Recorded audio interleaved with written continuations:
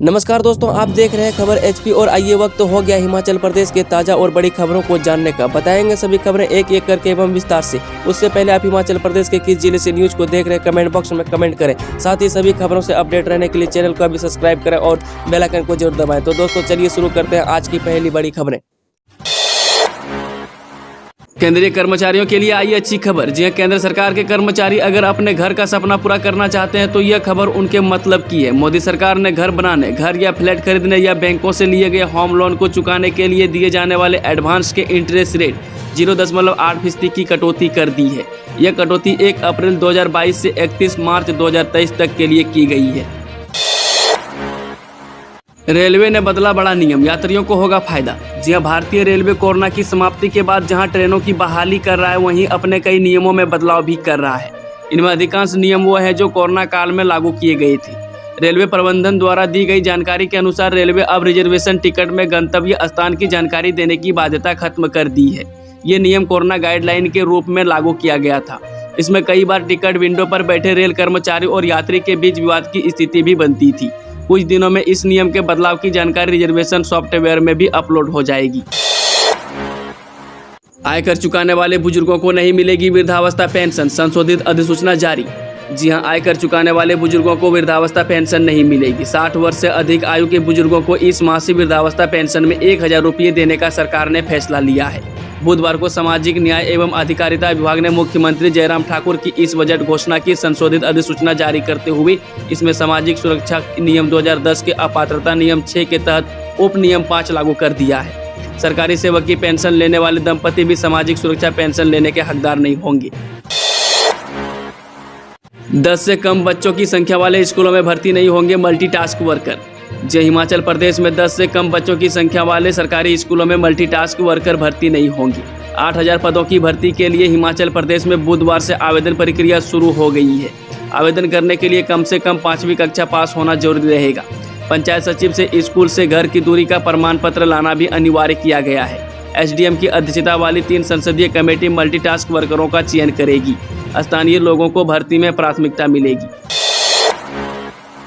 बड़ा फैसला, केंद्रीय विद्यालयों में अब सांसद और जिलाधिकारी कोटे से नहीं मिलेगा दाखिला। केबीएस ने लगाई रोक। जहां केंद्रीय विद्यालय संगठन ने सांसद कोटे और जिलाधिकारी कोटे से स्कूलों में प्रवेश पर बड़ा फैसला लिया है। केबीएस ने सांसद कोटे और जिलाधिकारी कोटे सहित विशेष प्रावधानों के तहत केंद्रीय विद्यालयों में प्रवेश पर अगले आदेश तक रोक लगा दी है। हिमाचल दिवस 2022 कर्मचारियों के लिए 3% डीए की घोषणा कर सकते हैं सीएम।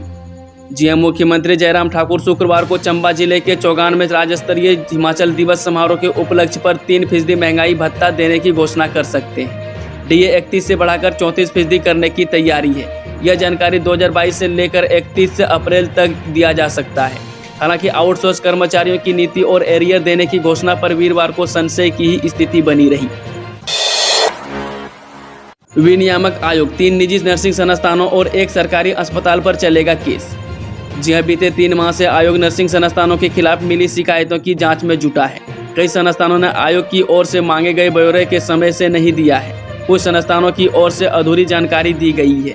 ऐसे में अब आयोग ने सभी संस्थानों को आवश्यक दस्तावेज के साथ कार्यालय में बुलाया है। सीबीएसई 10वीं 12वीं की परीक्षा में QR कोड स्कैन कर ही मिलेगा प्रवेश। जी हां, सीबीएसई की 26 अप्रैल से शुरू हो रही 10वीं और 12वीं की बोर्ड परीक्षाओं के लिए जारी एडमिट कार्ड पर पहली बार QR कोड होगा। इससे ही परीक्षार्थी की परीक्षा केंद्र में पहचान होगी। परीक्षा केंद्र के गेट पर QR कोड वाले एडमिट कार्ड को स्कैन कर किया जाएगा, जिससे कोई भी फर्जी प्रवेश पत्र लेकर नहीं आ सकेगा। अब ITI से युवक भी कर सकेंगे ब्यूटिशियन का कोर्स। जी हां, राजकीय औद्योगिक प्रशिक्षण संस्थान हमीरपुर में नए सत्र से युवक भी ब्यूटिशियन का प्रशिक्षण ले सकेंगे। पहले युवतियों के लिए ही ये सुविधा थी। सैलून के माध्यम से बेरोजगार युवा स्वरोजगार की दिशा में आगे बढ़कर आजीविका कमा सकते हैं। शैक्षणिक सत्र 2022-23 से ITI हमीरपुर में ब्यूटिशियन समेत 5 विभिन्न ट्रेडों के लिए आवेदन शुरू किए जा रहे हैं। नए सत्र से ITI में लड़कों के लिए सभी डिप्लोमा और सर्टिफिकेट कोर्स में 50% सीटें होंगी।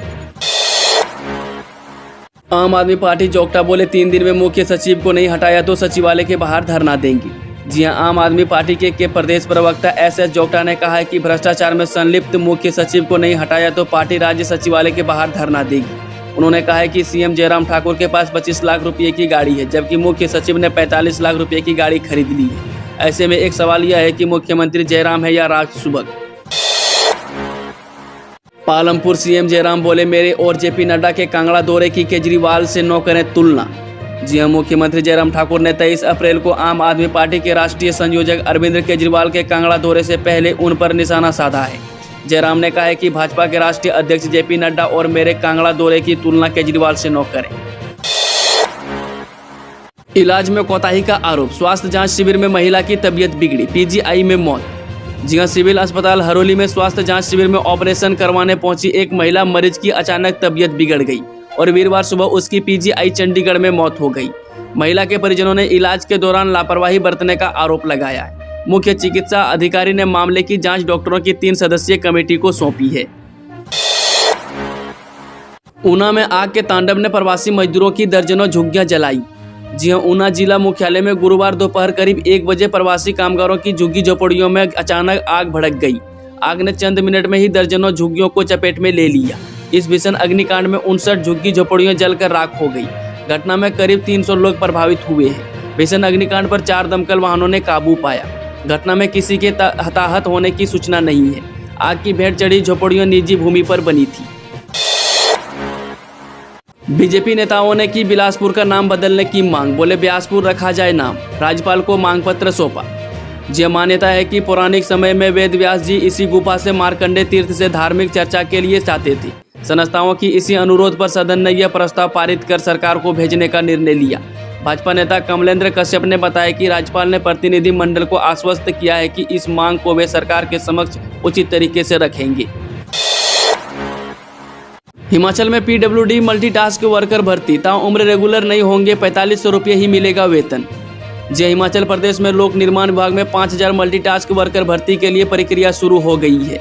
सरकार की ओर से आवेदन मांगे गए हैं। 12 अप्रैल को इस संबंध में नोटिफिकेशन जारी की गई है। उपमंडल स्तर पर यह भर्तियां होंगी और इसके लिए सरकार की ओर से 8वीं पास तक के लोग अप्लाई कर सकते हैं। नोटिफिकेशन के अनुसार जिस भी शख्स को सिलेक्ट किया जाएगा उसे 4500 रुपये मासिक वेतन मिलेगा। सबसे अहम बात यह है कि चुना गया मल्टीटास्क वर्कर भविष्य में सरकार से रेगुलर करने की मांग नहीं कर पाएगा और उसे ताउम्र कच्चे कर्मचारी के तौर पर ही सेवाएं देनी होगी। यह भी सरकार पर तय होगा कि उसके वेतन में वृद्धि होगी या नहीं। दूसरे पक्के कर्मियों की तरह हर साल मल्टीटास्क वर्कर को वेतन वृद्धि नहीं मिलेगी। दोस्तों, वीडियो थोड़ा भी पसंद हुआ तो वीडियो को लाइक, शेयर, चैनल को सब्सक्राइब जरूर करें और कमेंट बॉक्स में कमेंट करके बताएं कि आप न्यूज़ को किस जिले और पंचायत से देख रहे हैं।